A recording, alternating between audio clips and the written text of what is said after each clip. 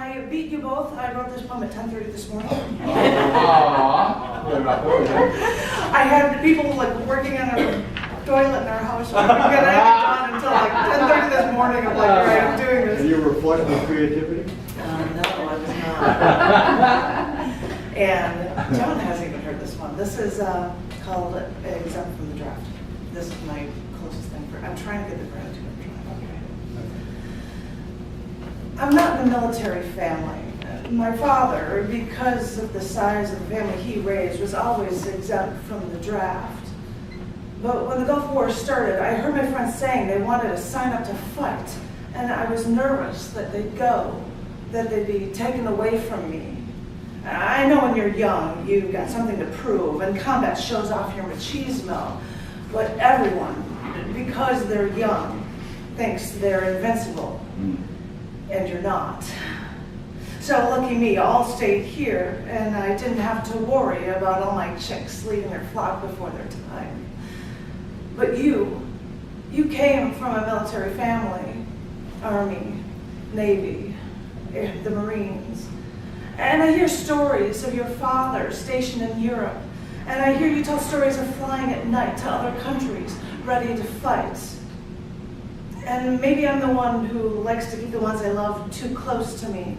But all I can say is that I'm glad I didn't know you in your military days, because I'd worried too much. And this is only one reason why I'm grateful that you're here with me today.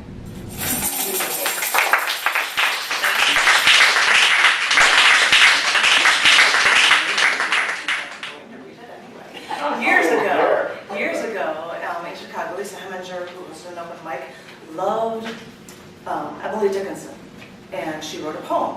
If I had 2 minutes to talk to Emily Dickinson, and you timed it, it was within 2 minutes. And she asked other people to write things, and somebody wrote 2 minutes with Ayn Rand, and I think I confused them all when I wrote this one, 2 minutes with Ayn Rand. And I'm not going to speed it up to make sure it's 2 minutes, but I think I really threw them off base with this one. This is 2 minutes with Ayn Rand.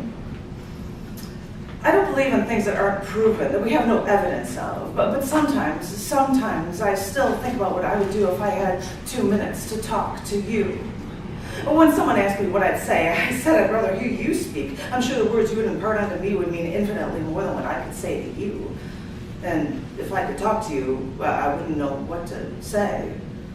But I know that I have to tell you, like so many of your fans in the past, that I thank you for showing me that there are logical people in the world, that man can live by reason, that reason is a virtue, that selfishness is a virtue, that I have a right to what I earn, to what I create, to what I know to be true.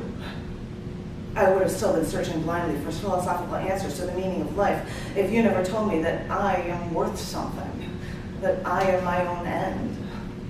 And it's nice to know that even when I'm surrounded by these unthinking masses, that there are people who hold their minds as the highest value out there somewhere in the world.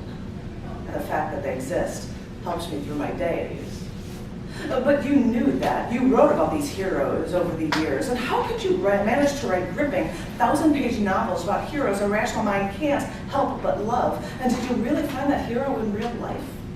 Because I'm still looking. You've created those heroes, but are they just created? Does anyone else understand these values as I do? Yes, thank you for giving me the answers I've been looking for, but tell me that someone else out there found the answers too. So maybe if those people who pose this unreasonable, illogical, ethical question in the first place, if they could give me another 2 minutes so that you could do some talking, maybe you could explain to me how to get through the days when no one understands you. How to accept less than perfection when you've seen the purity and the clarity of the thinking mind.